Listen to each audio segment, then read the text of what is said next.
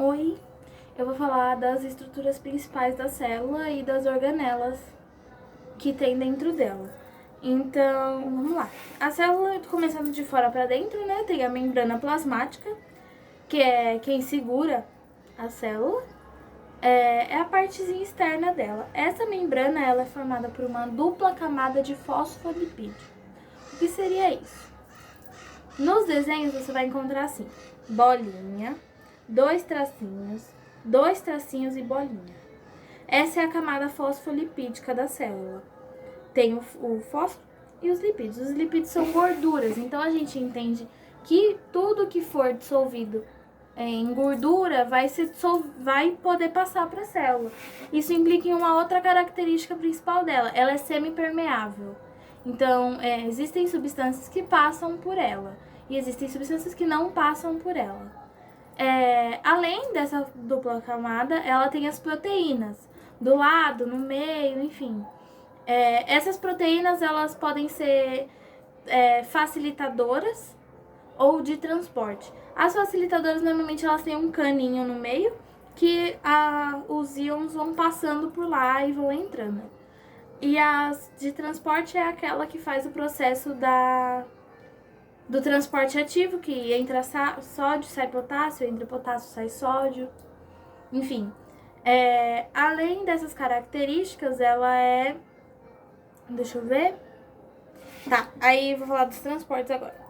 Os transportes têm a osmose, que é a água, então existem o meio hipotônico e hipertônico. O meio hipotônico é aquele que tem menos concentração e o hipertônico é o que tem mais concentração. Para igualar isso, pensa numa folha de alface. Quando você joga sal em cima de uma folha de alface, a água sai. Por que a água sai? Porque o meio externo tá mais concentrado, ou seja, ele tá hipertônico em relação ao meio interno, que é o hipotônico. Então a água sai para poder equilibrar o meio externo e o meio interno, para eles ficarem isotônicos. Isotônicos é quando tá todo mundo na mesma concentração. Todo transporte que for sem gasto de energia, ele vai a favor do gradiente. Então, tipo assim, se tá muito concentrado de um lado e pouco do outro, eles vão se equilibrar. Ao contrário do transporte ativo, que é onde da célula precisa sair sódio e entrar potássio. Não importa se tiver menos potássio dentro, eles vão tirar todo o potássio para botar o sódio. Então, essa é a bomba de sódio e potássio, que vocês podem encontrar na internet facilmente explicadinho. Tá, agora a mitocôndria. A mitocôndria, ela é a única organela, tirando o núcleo, que tem DNA. E o DNA da mitocôndria é sempre o DNA materno. Isso é importante. Elas são autorreplicantes, então elas apenas se duplicam dentro da célula mesmo. E elas produzem a nossa energia, nossa famosa ATP. Então, essa ATP ela é usada para tudo no nosso corpo, inclusive para o transporte ativo. Então, ela é de extrema importância. A mitocôndria é como se fosse o nosso gerador de energia, entendeu? Aí, vamos pro núcleo. O núcleo ele tem várias estruturas. Eu vou falar das principais aqui, ou seja, o envoltório nuclear, que é tipo a membrana plasmática, só que do núcleo. E dentro do núcleo vai ficar o DNA. Como que o DNA fica dentro do núcleo? O DNA é uma dupla fita, então ele é todo enroladinho daquele jeito que a gente tá cansado de ver. Essa dupla fita ela vai se enrolar em histonas, que é uma bolinha de proteína. E essa bolinha de proteína com o DNA se chama nucleossomo. Então os nucleossomos eles estão dispersos, é como se fosse um colar de pérolas. Então onde é colar é o DNA, quando chega na pérola é a própria histona com um DNAzinho enrolado ali. Ele fica desse jeito na célula porque ele é muito grande, então ele tem que se condensar. E falando em condensação, o que vai acontecer? A gente pode encontrar dois tipos de formas que o DNA está dentro da nossa célula. A primeira forma delas é a heterocromatina.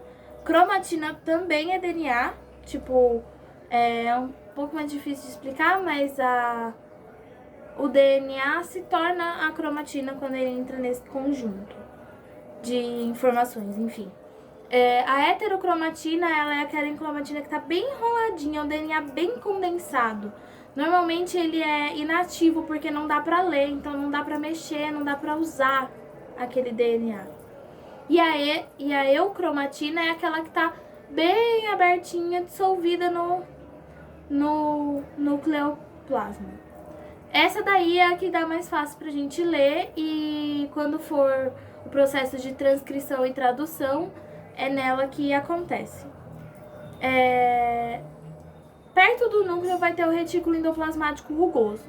Porque o núcleo ele tem poros. E nesses poros é onde sai o RNA mensageiro para poder acontecer a síntese de proteína. Então, no rugoso é onde ficam os ribossomos. E os ribossomos são os leitores desse RNA transportador. Então, o RNA, ele copia, ele transcreve uma passagem do DNA, sai do núcleo, vai para o citoplasma, encontra um ribossomo que vai traduzir aquele RNA transportador. Desculpa, RNA mensageiro. O RNA transportador é o que vai trazer o aminoácido para formar aquela proteína. Então, o que vai acontecer? O ribossomo é o que faz essa tradução, é o que faz a síntese, né, da proteína, e eles ficam nos retículos endoplasmáticos rugosos. Depois do retículo tem o núcleo, o retículo endoplasmático rugoso, e o retículo endoplasmático liso é aquele que vai produzir lipídios, ou seja, ele vai produzir gorduras, enzimas, que também servem para a nossa manutenção do nosso corpo.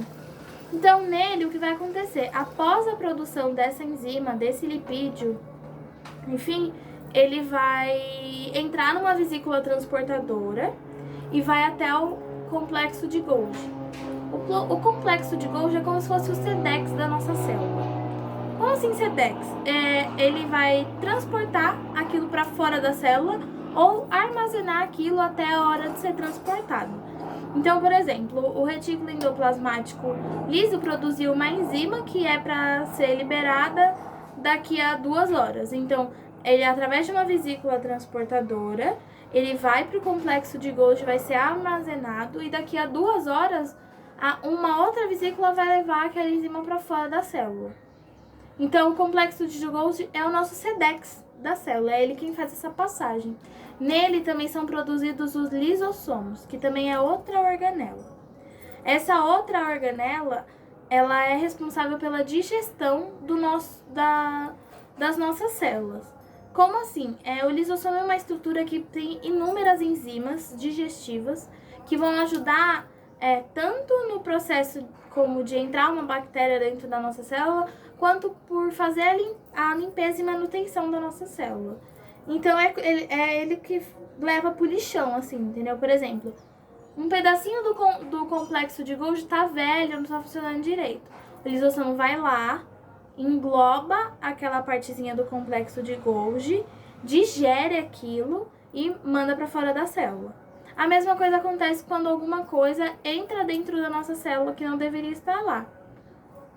Por exemplo, bactérias. As bactérias, elas vão ser englobadas pela nossa célula de 2 formas. A primeira é a fagocitose, que a nossa célula vai criar perninhas e vai englobar ela, e ela vai ficar ali dentro da nossa célula. A outra é a pinocitose, que é quando a nossa célula tá assim, ela vai abrir um buraco para que aquela bactéria ou substância entre e ela possa também englobar aquilo ali.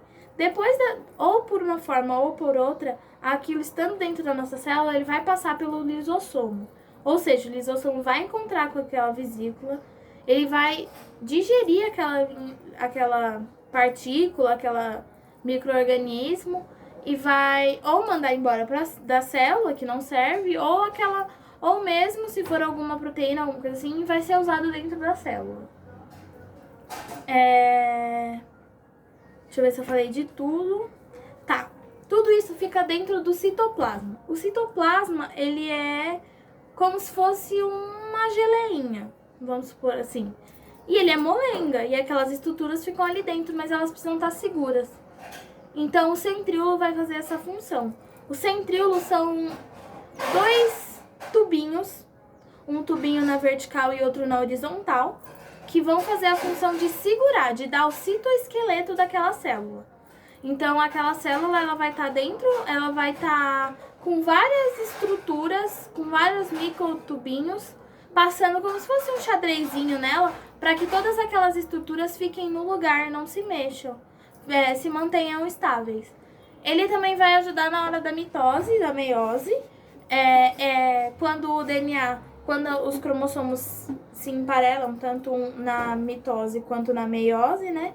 Ele que vai puxar para separar as cromátides irmãs e os cromossomos homólogos, dependendo se é mitose ou meiose.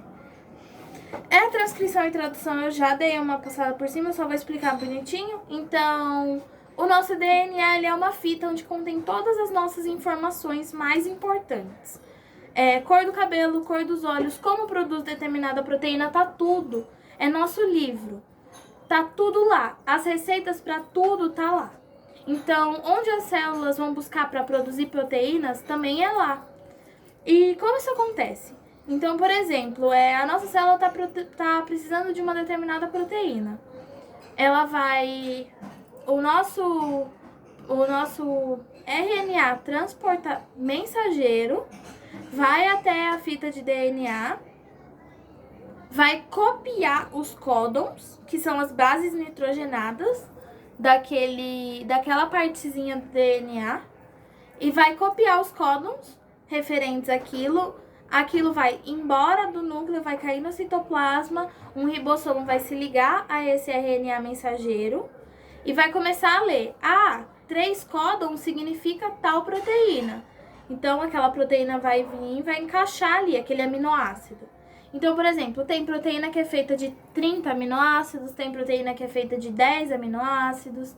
Então, isso vai variando de acordo com o que cada proteína quer. Os códons, eles são as bases nitrogenadas. O nosso DNA, ele é composto por um fosfolipídio, um açúcar e uma base nitrogenada. Essa base nitrogenada é a que se encaixa. Então, o A que se encaixa com T, o G que se encaixa com C. E quando for RNA, a mesma coisa, só que ao invés do T, vira U.